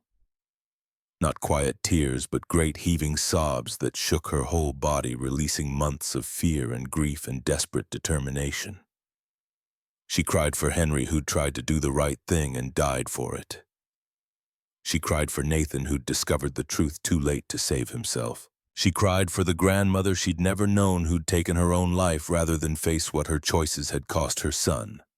But mostly she cried because the burden Henry had warned about was now hers to carry, and she didn't know if she was strong enough. A knock at the door brought her back to the present. Agent Morrison stood in the doorway, and his expression shifted from professional neutrality to something gentler when he saw her face. You found it. I found everything. Evelyn gestured to the spread of documents. Recordings, geological surveys, corporate documents, proof of murder, conspiracy, environmental crimes, everything you said you needed. Morrison stepped into the room and began photographing the documents with methodical precision, creating a digital record before they moved the originals anywhere. He picked up the USB drive carefully, as though it might detonate. This is it. This is what we've been trying to build for 3 years. His voice carried a weight of satisfaction mixed with something darker. With this evidence, I can file RICO charges tomorrow. Conspiracy to commit murder, environmental crimes affecting tens of thousands of people, corporate fraud, bribery of public officials. The Ashfords won't just lose their company, they'll spend the rest of their lives in federal prison. How fast can you move? Fast. I'll have agents at the Ashford estate this afternoon. We'll seize their computers, their files, freeze their accounts. They won't have time to destroy evidence or flee the country. Morrison looked at Evelyn with an expression she couldn't quite read. But you need to understand what happens next. You'll be the key witness in one of the biggest corporate crime trials Montana has ever seen. You'll be on the stand for days, maybe weeks. The Ashford defense team will attack every aspect of your life, your credibility, your relationship with Nathan. It's going to be brutal. Evelyn thought about Victoria's cruel laugh. Richard's cold threats, the door closing on her and Clara. She thought about communities full of children drinking poisoned water while the Ashfords counted their money. I can handle brutal. What I can't handle is doing nothing. The arrest happened at dawn 3 days later, coordinated to ensure maximum media coverage and minimum opportunity for the Ashfords to interfere. Evelyn watched from Morrison's SUV parked down the street from the estate where she'd been thrown out 4 months earlier as federal agents and FBI windbreakers swarmed the property. Victoria and Richard were led out in handcuffs, both dressed in designer pajamas that somehow made the perp walk more humiliating. Victoria's silver hair was disheveled for the first time Evelyn had ever seen her face bare of makeup, her expression one of disbelief that this could actually be happening to her. Richard walked with his head down, already calculating legal strategies, already thinking about bail and lawyers and how to minimize damage. News vans lined the street cameras, capturing every moment. Reporters shouted questions that the agents ignored, creating a circus atmosphere that felt both vindication and violation. This was justice, but it was also spectacle, and Evelyn wasn't sure how she felt about being the catalyst for a media feeding frenzy. Victoria saw her then sitting in Morrison's vehicle, and their eyes met across the manicured lawn. For a moment, something human flickered across Victoria's face, not quite remorse, but recognition perhaps. Recognition that she'd made a catastrophic miscalculation when she'd assumed the carpenter's daughter was too weak, too poor, too insignificant to fight back. Then the agents guided Victoria into a waiting vehicle and she was gone. Transported to a federal detention facility where bail would be denied because she was considered a flight risk. The Ashford empire, built over 3 generations on land deals and industrial success, was collapsing in real time. The trial began 3 months later in early March 2026 on a spring morning when Montana was finally shaking off winter's grip. The courthouse steps were crowded with reporters and protesters and people who'd come from the contaminated communities just to see the Ashfords face justice. Evelyn walked through the gauntlet with Clara on her hip, now 10 months old, and making babbling sounds that seemed to comment on the chaos around them. Inside, the courtroom was packed. Evelyn had been warned about this, told that high-profile trials drew crowds like sporting events, but the reality was overwhelming. Every seat filled, people standing against the walls, the weight of collective attention focused on the proceedings like a physical force. The prosecution team was led by a federal attorney named Sarah Brennan, no relation to Henry.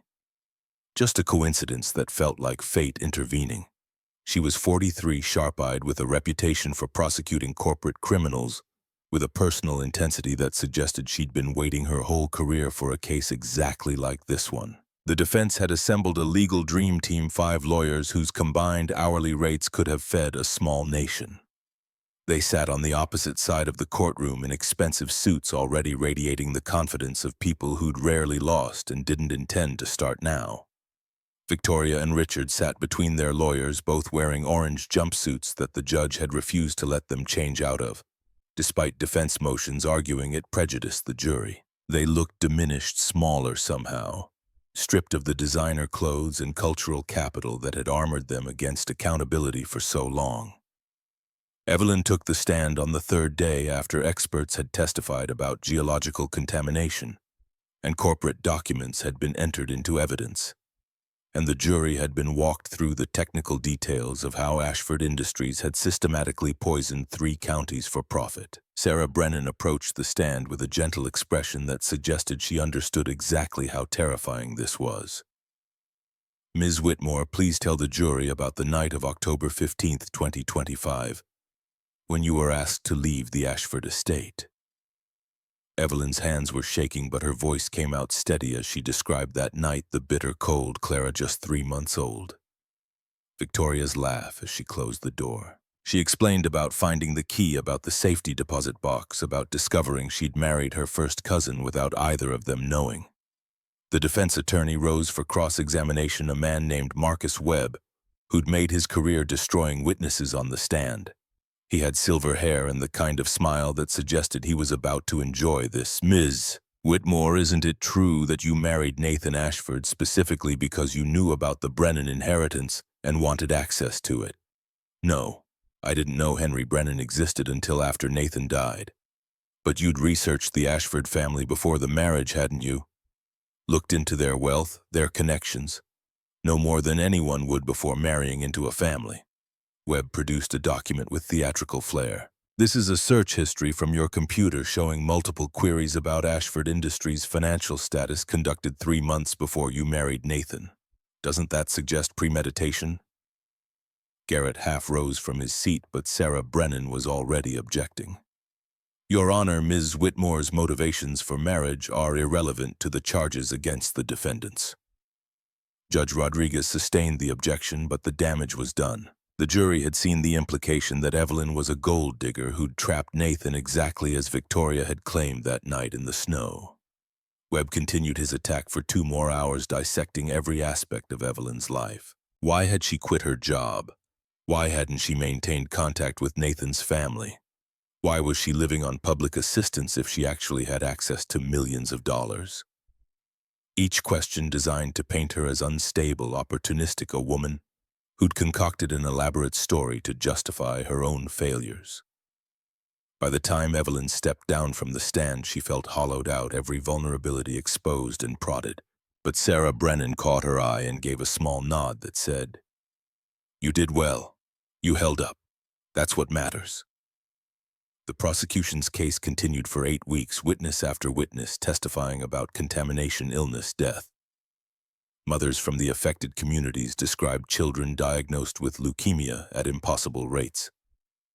Environmental scientists explained how the Bitterroot Aquifer had been systematically poisoned. FBI agents detailed the investigation into Henry Brennan's death, the convenient heart attack that occurred exactly 12 hours before his scheduled testimony. And then Sarah Brennan played the recordings. The courtroom fell absolutely silent as Victoria's voice filled the space, cold and certain, as she ordered her father's murder. The jury sat transfixed, several members visibly shocked as the evidence of conspiracy unfolded in Victoria's own words. When it ended, the silence stretched for several seconds before the defense requested a recess. Victoria sat with her head in her hands. Richard beside her with his eyes closed, and Evelyn wondered if this was the first time they'd actually heard themselves, the first time they'd confronted what they sounded like when they thought no one was listening. The defense's strategy became clear during their presentation attack. The evidence questioned the chain of custody, suggests the recordings could have been manipulated or taken out of context. Expert witnesses testified about audio forensics, about how easy it was to splice recordings to create false impressions through selective editing. But the technical details couldn't erase the content, couldn't explain away Victoria discussing payment for murder, couldn't justify Richard's emails calculating that environmental violations were cheaper than legal compliance, couldn't make the poisoned wells and sick children disappear into convenient technicalities. On the 7th week of trial, something unexpected happened. Victoria asked to testify against her lawyer's advice, and the defense team's collective frustration was visible as they tried to talk her out of it. But she insisted, and when she took the stand, Evelyn saw something she hadn't expected: a woman coming apart under the weight of her own choices. Sarah Brennan approached slowly, giving Victoria time to compose herself. "Mrs. Ashford, did you order your father's murder?" The courtroom held its breath. Victoria's lawyers were rigid in their seats, clearly terrified of what she might say. And Victoria looked directly at the jury when she answered, "Yes, I did." The gasps were audible, reporters scrambling for their phones, the defense team looking like they wanted to tackle their client off the stand. Judge Rodriguez's gavel came down hard, demanding order, but the chaos had already been unleashed. Victoria continued, her voice shaking but clear. "My father was going to destroy everything. 50 years of building Ashford Industries, 3,000 jobs, families who depended on us. He would have thrown it all away for some environmental regulations that most people didn't even understand. So you had him killed to protect the company. I had him killed to protect my family, to protect my son's future, to protect everything we'd worked for." Victoria's composure cracked, tears streaming down her face. "I thought I was making an impossible choice that any mother would make. I thought I was being strong." Sarah Brennan let the admission hang in the air for a long moment before asking her next question. "And what about Nathan? Your son, when he discovered the truth about your father's death, what did you do?" Victoria's face went white. "I didn't kill Nathan. That was Richard. I didn't even know until after it happened, until he told me Nathan was a threat, just like my father had been, that he'd handled it. When I saw the accident report, when I knew what he'd done." She broke down completely, great heaving sobs that shook her whole body. He killed my son. He killed my baby, and I didn't stop him. I knew what kind of man he was, what he was capable of, and I stayed silent. That's my real crime. Not protecting my father, I can almost justify that in my mind, but letting my son die and doing nothing. The courtroom was absolutely silent except for Victoria's crying. Evelyn sat with tears streaming down her own face, not from sympathy, but from the terrible recognition that Victoria had finally understood what she'd lost, what she'd sacrificed on the altar of money and power and family legacy. Richard's lawyers immediately moved for a mistrial, claiming Victoria's testimony was prejudicial and hadn't been properly disclosed. But Judge Rodriguez denied the motion and the trial ground forward to its inevitable conclusion. The jury deliberated for 4 hours before returning with their verdict. Guilty on all counts: conspiracy to commit murder, racketeering, environmental crimes, obstruction of justice. The list went on, each count another nail in the coffin of the Ashford empire. The sentencing came 2 weeks later in the same courtroom, now packed with victims waiting to deliver impact statements. Judge Rodriguez listened to testimony from mothers who'd lost children, from men whose wells had been poisoned, from communities that would carry the scars of Ashford Industries' greed for generations. When the last statement was finished, the judge turned to Victoria and Richard with an expression carved from stone. You were given wealth, power, and privilege. You used those gifts not to build or create or help, but to poison, to kill, to corrupt every system meant to protect people from exactly your kind of predation. These sentences reflect not just the magnitude of your crimes, but the callous disregard for human life that characterized every decision you made. Victoria received 25 years in federal prison with no possibility of parole. Richard received 30. Both would die behind bars, their empire dismantled, their wealth seized to fund victim compensation and environmental remediation that would take decades and cost hundreds of millions. Evelyn sat in the courtroom watching the Ashfords being led away in chains, and she didn't feel the satisfaction she'd expected. Just exhaustion and relief, and the hollow knowledge that Nathan and Henry were still dead, that no amount of justice could bring them back. The aftermath unfolded over months. Ashford Industries collapsed its assets, liquidated its executives, facing their own prosecutions. The Bitterroot Summit development was permanently halted. Evelyn established cleanup and legal aid programs with her inheritance, using $30 million for environmental remediation and $20 million for victim representation. Garrett became the foundation's executive director, building a team that treated corporate accountability as a crusade. 8 months after the sentencing, on a warm morning in November 2026, Evelyn stood in the small house she'd bought, nothing ostentatious, just a comfortable home with a yard where Clara could play safely. Her daughter was 18 months old now, taking wobbly steps across the living room floor, walking and babbling and growing into a child who would never remember the night she was thrown into a blizzard. Frank sat in the armchair by the window now, a permanent fixture in their lives, the grandfather Clara would actually know and love.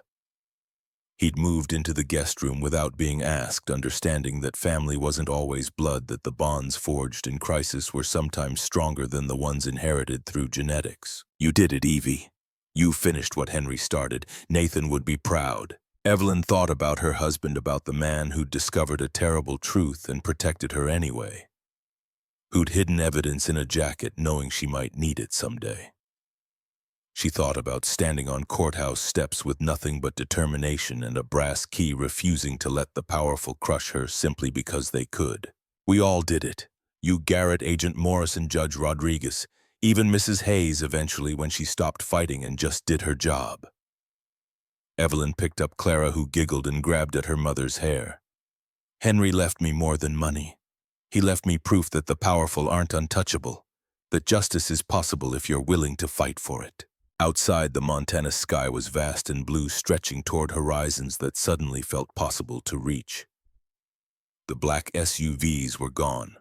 The surveillance had ended. The Ashfords were in prison where they belonged, and the communities they'd poisoned were healing slowly, imperfectly, but healing nonetheless. Evelyn had been nobody when this started, a carpenter's daughter with $37 and a baby cast out into the snow by people who thought she was too insignificant to matter. But she'd taken the inheritance her grandfather left her, not just the money, but the burden of truth. And she'd carried it all the way to conviction and sentencing and the systematic dismantling of an empire built on lies. Because nobody stays nobody if they refuse to disappear. And sometimes the people you throw away are exactly the ones who bring you down.